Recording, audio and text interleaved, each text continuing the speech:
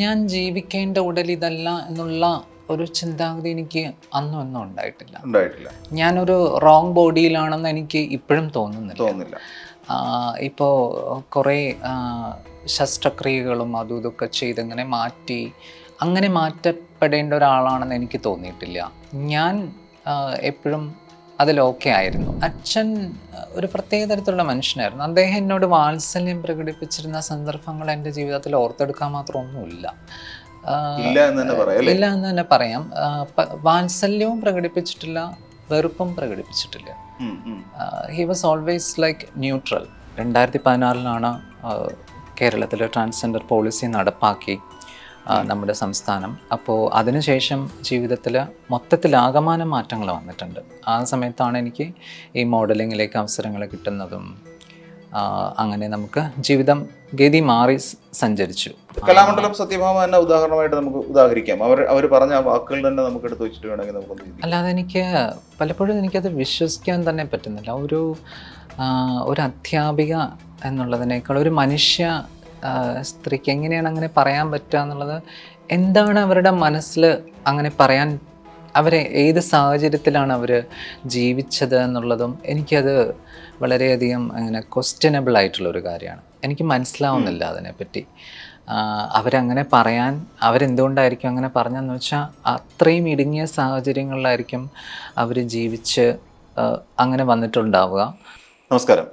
ഇന്ന് നമ്മോടൊപ്പം അതിഥിയായി ചേരുന്നത് എഴുത്തുകാരി, മോഡലിംഗ്, അങ്ങനെ നിരവധി വിശേഷണങ്ങൾക്ക് അർഹയായ ഒരാളാണ്. പേര് ഗൗരി സാവിത്രി. നമസ്കാരം. നമസ്കാരം. അപ്പോൾ നമ്മുടെ പിന്നിട്ട വഴികളിലേക്ക് സ്വാഗതം. Thank you so much. പിന്നെ ഈ വളരെ വ്യത്യസ്തതയാർന്ന ഒരു പേരാണ്. നമുക്ക് പേരിൽ നിന്ന് തുടങ്ങാം, അത് കഴിഞ്ഞ് ബാക്കിയുള്ള കാര്യങ്ങളിലേക്ക് പോകാം. വളരെ വ്യത്യസ്തതയുള്ള പേര് ഗൗരി സാവിത്രി. സാധാരണ എപ്പോഴും ഈ സ്ത്രീകളുടെ പേരിനോടൊപ്പം ഗൗരിയോടൊപ്പം ഒരു പുരുഷന്റെ പേരാണ് സാധാരണയായി വരുന്നത്. എന്തുകൊണ്ടാണ് ഇങ്ങനെ വ്യത്യസ്തമാർന്ന ഒരു പേര് സ്വീകരിച്ചത്? എനിക്ക് കൂടെ ചേർക്കാൻ പുരുഷൻ ആരും ഉണ്ടായിരുന്നില്ല. ആ സമയത്ത് ബോയ് ഫ്രണ്ട് ഉണ്ടായിരുന്നില്ല, ഹസ്ബൻഡ് ഉണ്ടായിരുന്നില്ല.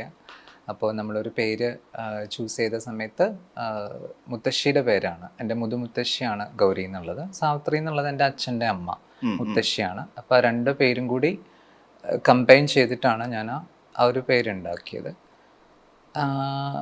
ഞാൻ ഫേസ്ബുക്കിൽ ജോയിൻ ചെയ്യണ സമയത്ത്, ഒരു ഫേസ്ബുക്ക് പ്രൊഫൈൽ ഉണ്ടാക്കുന്ന സമയത്ത് 2012 അന്ന് ഡബിൾ നെയിം വേണം എന്നുള്ളൊരു രീതി ഉണ്ടായിരുന്നെന്ന് തോന്നുന്നു. ഒരു പേരല്ല, സെക്കൻഡ് നെയിം വേണം. അപ്പോൾ അങ്ങനെയാണ് ഗൗരി സാവിത്രിയിലേക്ക് വന്നത്. പിന്നെ ഗൗരി സാവിത്രി ഒപ്പം കൂട്ടി. പിന്നെ അതിൽ മാറ്റമൊന്നും ഉണ്ടായിട്ടില്ല. അത് ഒരു നീതിപൂർവമായിട്ടുള്ളൊരു തീരുമാനമായിരുന്നു. കാരണം ഗൗരി മുത്തശ്ശിയോടൊപ്പമുള്ള ഓർമ്മകളും അവരോടൊപ്പമാണ് ഞാൻ ജീവിച്ചതല്ല. എൻ്റെ ബാല്യകാലം മുഴുവൻ എൻ്റെ മുത്തശ്ശിയോടൊപ്പമായിരുന്നു. അപ്പോൾ വേറൊരു പേര്, ഗൗരി എന്നുള്ള പേര് എപ്പോഴും എൻ്റെ വാസ് മൈ ഫസ്റ്റ് ചോയ്സ്. പിന്നെ സെക്കൻഡ് നെയിം എന്ത് വേണം എന്നുള്ളതായിരുന്നു. അതാണ് ഈ സാവിത്രിയിലേക്ക് വന്നത്. അങ്ങനെയാണ് ഗൗരി സാവിത്രി ഉണ്ടായത്. രണ്ട് കരകൾ തമ്മിലായിരുന്നു അടുപ്പം, ചേർത്തലയും വൈക്കവും. കുട്ടിക്കാലം അങ്ങനെ ആയിരുന്നല്ലോ, ഒരു കായലിൻ്റെ അപ്പുറവും ഇപ്പുറവും വരുന്ന രണ്ട് സ്ഥലങ്ങളാണ് ചേർത്തലയും വൈക്കവും.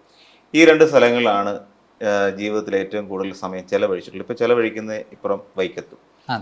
ഈ കുട്ടിക്കാലം എന്ന് പറയുന്നത് എങ്ങനെയായിരുന്നു? എനിക്ക് തോന്നുന്നു അതിനെക്കുറിച്ചൊരു പുസ്തകം, ഗൗരി പഥം എന്ന് പറയുന്നൊരു പുസ്തകം ഇപ്പം പുറത്തിറക്കിയിട്ടുണ്ട്.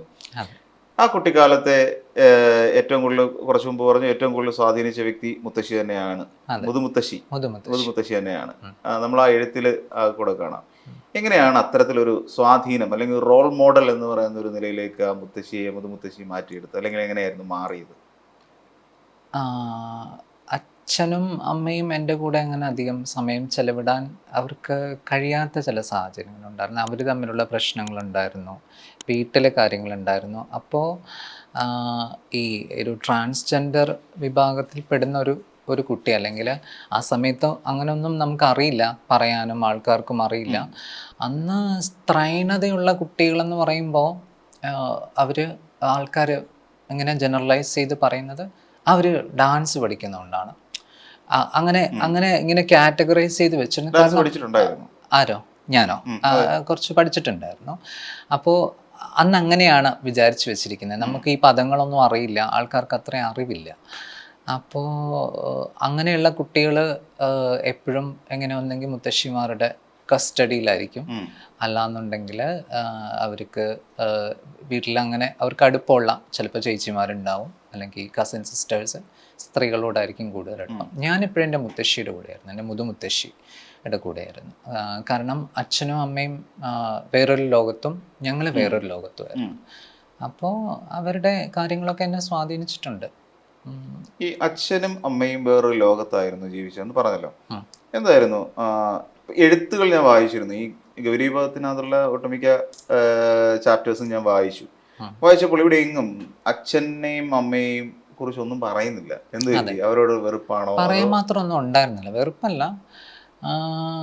അച്ഛൻ ഒരു പ്രത്യേക തരത്തിലുള്ള മനുഷ്യനായിരുന്നു. അദ്ദേഹം എന്നോട് വാത്സല്യം പ്രകടിപ്പിച്ചിരുന്ന സന്ദർഭങ്ങൾ എൻ്റെ ജീവിതത്തിൽ ഓർത്തെടുക്കാൻ മാത്രം ഒന്നുമില്ല.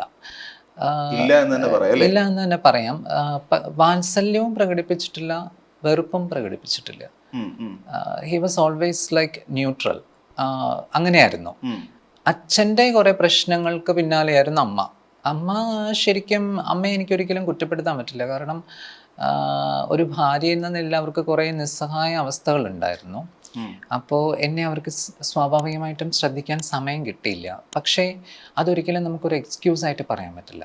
5 വയസ്സുള്ള ഒരു കുട്ടിക്ക് കൊടുക്കേണ്ട കാര്യങ്ങൾ നമ്മൾ 10 വയസ്സിൽ കൊടുത്തിട്ട് കാര്യമില്ല. അപ്പോൾ ഒരമ്മയെന്ന നിലയിൽ ചെറുപ്പത്തിൽ അമ്മയ്ക്ക് എന്നെ ശ്രദ്ധിക്കാൻ കഴിയാതിരുന്നതിന് അമ്മയ്ക്ക് എന്തൊക്കെ ന്യായീകരണങ്ങളുണ്ടെങ്കിലും ഇപ്പം നമുക്കതൊരു എക്സ്ക്യൂസായിട്ടേ പറയാൻ പറ്റുള്ളൂ. പക്ഷെ ആ കുറവുകൾ അറിയാതെ ഞാൻ ജീവിച്ചത് എൻ്റെ മുത്തശ്ശി ഉണ്ടായിരുന്നുകൊണ്ടാണ്. ഞങ്ങൾ ഒരുമിച്ചായിരുന്നു എപ്പോഴും. ഒരുമിച്ച് പല സ്ഥലങ്ങളിലും പോവും, ഒരുമിച്ച് യാത്ര ചെയ്യും, കുറേ സംസാരിക്കും. അപ്പം അവരുടെ എല്ലാ കാര്യങ്ങളും എന്നെ സ്വാധീനിച്ചിട്ടുണ്ട്. ഒരു നായക പരിവേഷം കൊടുക്കാൻ മാത്രം കഴിവുള്ള ഒരു സ്ത്രീയായിരുന്നു. അവർ ധനാഢ്യമായിട്ടുള്ള ഒരു സ്ത്രീ എന്നതിനേക്കാൾ ഉപരി പല പല കഴിവുകളും കാര്യങ്ങളൊക്കെ ഉണ്ടായിരുന്നു. ഞാൻ അവരെ ആരാധിച്ചിരുന്നു രഹസ്യമായിട്ട്. കുട്ടിക്കാലത്ത് വേറെ ആരുമില്ല നമുക്കൊരു റോൾ മോഡലാക്കാൻ അച്ഛൻ അങ്ങനെ ഉണ്ടായില്ല, അമ്മ ഉണ്ടായില്ല, പിന്നെ സിബ്ലിങ്സ് ഉണ്ടായിരുന്നില്ല. ഞാൻ ഓൺലി ചൈൽഡായിരുന്നു. അപ്പോൾ എനിക്കുണ്ടായിരുന്നത് മുത്തശ്ശിയാണ്. അപ്പോൾ അത് സ്വാഭാവികമായിട്ടും അങ്ങനെ വരുമല്ലോ. അങ്ങനെ അപ്പോൾ അവിടെ നിന്ന് സ്വത്വത്തിലേക്കൊരു പോക്ക് എന്ന് വേണം നമുക്ക് പറയാം. കുറച്ച് ആലങ്കാരികമായി സാഹിത്യ ഭാഷയിലൊക്കെ പറയുമ്പോൾ നമ്മൾ ആരാണ് എന്നുള്ള തിരിച്ചറിവിലേക്ക് നമ്മൾ എത്തിപ്പെടുന്നു. അത് ആ ഒരു തിരിച്ചറിവ്, ഞാൻ ഈ വ്യക്തിയല്ല, ഞാൻ ജീവിക്കേണ്ട ഉടൽ ഇതല്ല എന്നുള്ള തിരിച്ചറിവ് എപ്പോഴാണ് ഉണ്ടാകുന്നത്? ഞാൻ ജീവിക്കേണ്ട ഉടൽ ഇതല്ല എന്നുള്ള ഒരു ചിന്താഗതി എനിക്ക് ഒന്നും ഉണ്ടായിട്ടില്ല. ഞാനൊരു റോങ് ബോഡിയിലാണെന്ന് എനിക്ക് ഇപ്പോഴും തോന്നുന്നില്ല. ഇപ്പോൾ കുറേ ശസ്ത്രക്രിയകളും അതും ഇതൊക്കെ ചെയ്തിങ്ങനെ അങ്ങനെ മാറ്റപ്പെടേണ്ട ഒരാളാണെന്ന് എനിക്ക് തോന്നിയിട്ടില്ല. ഞാൻ എപ്പോഴും അതിൽ ഓക്കെ ആയിരുന്നു. അത് ഓക്കെ ആവാനുള്ള കാരണം മുത്തശ്ശി അതൊരു അസ്വാഭാവികമായിട്ടുള്ള കാര്യമായിട്ട് ഒരിക്കലും അവർ പരിഗണിച്ചിരുന്നില്ല. അവരെപ്പോഴും നമുക്ക് കുറച്ച് ധൈര്യം തന്നിരുന്നു. അന്ന് അറിയില്ല ഇങ്ങനെയുള്ള കാര്യങ്ങൾ, എന്നാലും കുറച്ചൊക്കെ നമ്മൾ വ്യത്യാസമാണെന്ന് നമുക്ക് തന്നെ തോന്നുന്ന സമയത്ത് അവർ പറഞ്ഞിരുന്നു, അതൊക്കെ സാധാരണയാണ്, അങ്ങനെ നിറയെ ആൾക്കാരൊക്കെ ഉണ്ട്, അപ്പം അതിൽ വിഷമിക്കേണ്ട ആവശ്യമില്ല. അങ്ങനെ മോട്ടിവേഷൻ എന്നല്ല, നമ്മൾ ഡൗൺ ആവാൻ അവർ സമ്മതിച്ചിട്ടുണ്ടായിരുന്നില്ല. ഞാൻ 10th പഠിക്കുന്ന സമയത്താണ് മുത്തശ്ശി മരിച്ചത്. അതുവരെ നമുക്ക് കിട്ടേണ്ടതെല്ലാം കിട്ടിയിട്ടുണ്ട്. അതിനുശേഷം പിന്നെ കുറച്ച് ബുദ്ധിമുട്ടുകളിലൂടെ നമ്മൾ കടന്നു പോകുന്നുണ്ട്. കൗമാരകാലം എന്ന് പറയുന്ന കുറേ പ്രതിസന്ധികളുണ്ടാവും സാധാരണ കുട്ടികൾക്കാണെങ്കിൽ. അപ്പോൾ ഇങ്ങനെയുള്ള ഈ ഒരു LGBT കമ്മ്യൂണിറ്റിയിലുള്ള അല്ലെങ്കിൽ ഇങ്ങനെയുള്ള കുട്ടികളെന്ന് പറയുമ്പം അതിൻ്റെ ഇരട്ടി പ്രതിസന്ധികളും സത്വപ്രതിസന്ധികളും ആ ഒരു കാര്യങ്ങൾ അവർക്ക് വളരെയധികമാണ്. കുറേയൊക്കെ എനിക്കത് മാനേജ് ചെയ്യാൻ പറ്റിയത് മുത്തശ്ശി തന്ന ഒരു പ്രോത്സാഹനം, ധൈര്യം, അതുകൊണ്ടായിരിക്കാം കുറേയൊക്കെ. അതിനിടയിൽ അച്ഛൻ്റെ അമ്മയുടെയും സെപ്പറേഷൻ, അങ്ങനെ വളരെ പ്രതിസന്ധി നിറഞ്ഞൊരു കൗമാര കാലഘട്ടം എനിക്കുണ്ടായിരുന്നു.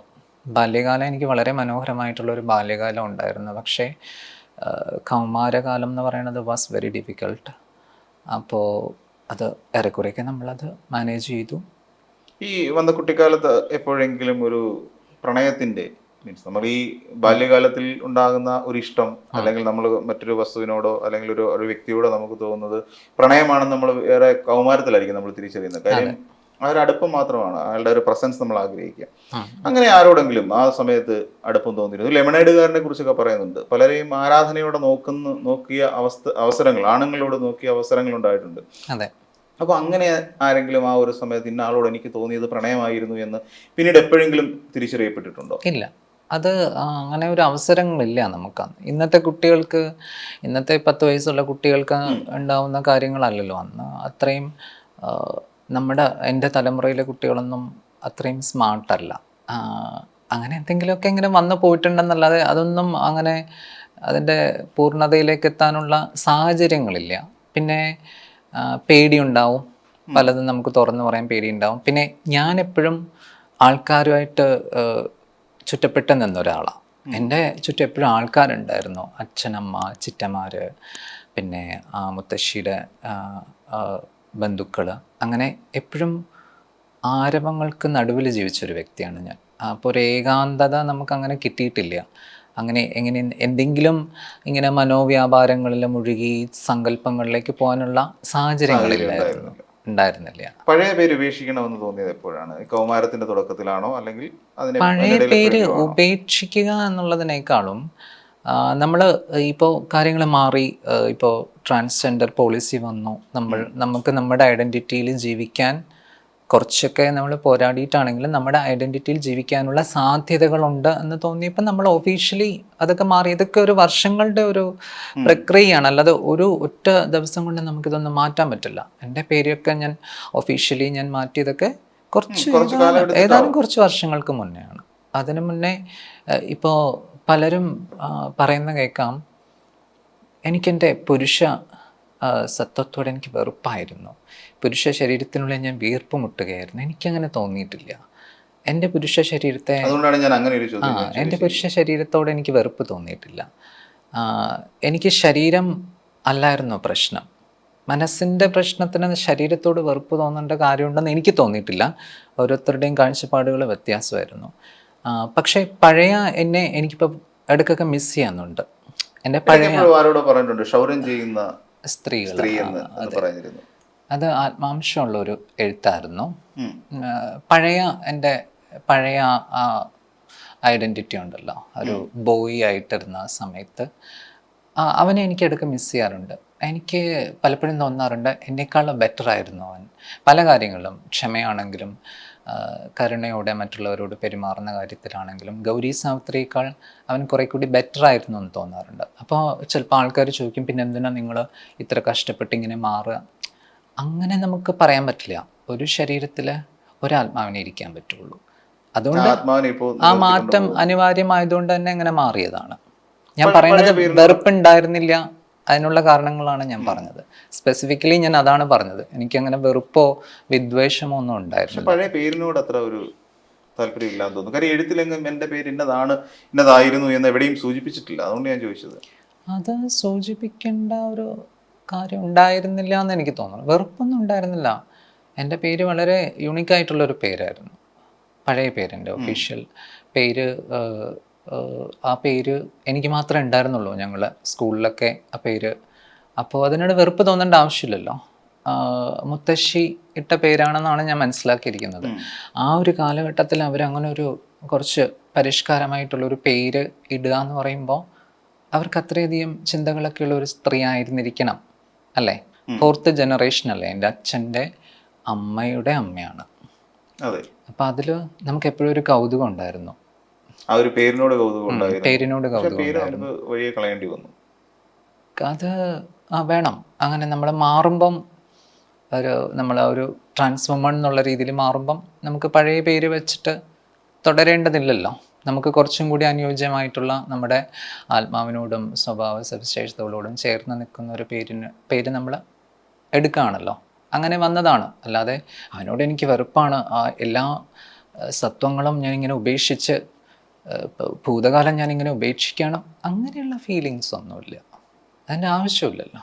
2016 മുൻപുള്ള ഒരു ഗൗരി സാവിത്രിയും 2016 ശേഷമുള്ള ഒരു ഗൗരി സാവിത്രിയും എങ്ങനെയായിരിക്കും കാണുന്നത്? അത് 2016 ശേഷം ജീവിതത്തിൽ പോസിറ്റീവായിട്ടുള്ള കുറേ മാറ്റങ്ങൾ വന്നു. 2016 കേരളത്തിൽ ട്രാൻസ്ജെൻഡർ പോളിസി നടപ്പാക്കി. നമ്മുടെ സംസ്ഥാനം. അപ്പോൾ അതിനുശേഷം ജീവിതത്തിൽ മൊത്തത്തിലാകമാനം മാറ്റങ്ങൾ വന്നിട്ടുണ്ട്. ആ സമയത്താണ് എനിക്ക് ഈ മോഡലിങ്ങിലേക്ക് അവസരങ്ങൾ കിട്ടുന്നതും അങ്ങനെ നമുക്ക് ജീവിതം ഗതി മാറി സഞ്ചരിച്ചു. എൻ്റെ മാത്രമല്ല, അങ്ങനെയുള്ള പല ആൾക്കാരുടെയും. അപ്പോൾ അതിൽ നമുക്ക് നല്ലൊരു ഓപ്പർച്യൂണിറ്റി വന്നപ്പോൾ നമുക്കത് കിട്ടിയത് കൊണ്ട് ആദ്യ സമയങ്ങളിൽ ചെയ്ത ഒരാളെന്നുള്ള ഒരു കീർത്തി നമുക്ക് കിട്ടി. അതല്ലാതെ ഞാൻ വെൽ ഡിസർവിങ് ആയിരുന്നോ എന്നുള്ള കാര്യത്തിൽ എനിക്ക് സംശയമുണ്ട്. എന്നേക്കാൾ കഴിവുള്ള ഒരുപാട് ട്രാൻസ്ജെൻഡർ വ്യക്തികളുള്ള സമയത്ത് തന്നെയാണ് നമുക്ക് ആ മോഡലിങ്ങിൽ ഒരു അവസരം കിട്ടിയത്. അതൊരു ഭാഗ്യമായിട്ടാണ് ഞാൻ കരുതുന്നത്. എൻ്റെ കഴിവ് കണ്ടിട്ട് വന്നു എന്നൊരിക്കലും എനിക്ക് പറയാൻ പറ്റില്ല. അത് നമുക്ക് കിട്ടിയൊരു ലോട്ടറി എന്ന് വേണേൽ പറയാം. ഇങ്ങനെ ഒരു മോഡലിംഗ് എന്ന് പറയുന്ന ഒരു ആശയം തിരഞ്ഞെടുക്കാനുള്ള ഒരു കാരണം? ഞാൻ തിരഞ്ഞെടുത്തില്ല, അവരെന്നെ തിരഞ്ഞെടുക്കായിരുന്നു. അവർക്ക് വേറൊരു കുട്ടി അവൈലബിൾ അല്ലാതെ വന്നപ്പോൾ എൻ്റെ പ്രിയ സുഹൃത്ത് മായാൻ ജോസഫ് അവർ എന്നെ സജസ്റ്റ് ചെയ്തു. അങ്ങനെ നമ്മൾ അതിലേക്ക് എത്തിപ്പെടുകയായിരുന്നു, യാദൃശ്ചികമായിട്ട് എത്തിപ്പെടുകയായിരുന്നു. ആ സമയത്തൊക്കെ മുടി ഇത്രയൊക്കെ ഉണ്ടായിരുന്നു? മുടിയോ? ഇല്ലായിരുന്നു. ബോയ്ക്കട്ട്. ആദ്യമൊക്കെ ഇത് വെച്ചിട്ടാണല്ലോ. ബോയ്ക്കട്ട് മാത്രമല്ല, എനിക്ക് ഒരു അലർജിക് പ്രോബ്ലം വന്നതിൻ്റെ കുറച്ച് മരുന്നുകൾ കഴിച്ചിരുന്നു. അപ്പം ആ മരുന്നുകൾ കഴിച്ച സമയത്ത് എനിക്ക് മുടി ഒരുപാട് കൊഴിയുന്ന പ്രശ്നം വന്നിരുന്നു. അപ്പം അതിലൊരുപാട് പരിഹാസങ്ങളൊക്കെ ഞാൻ കേട്ടിട്ടുള്ള ഒരു വ്യക്തിയാണ്. എൻ്റെ ഏറ്റവും അടുത്ത സുഹൃത്തുക്കൾ എന്നെ കുതിരവട്ടം പപ്പു എന്നൊക്കെ വിളിച്ചിട്ട് പരിഹസിച്ചിട്ടുണ്ട്, ഏറ്റവും അടുത്ത സുഹൃത്തുക്കൾ.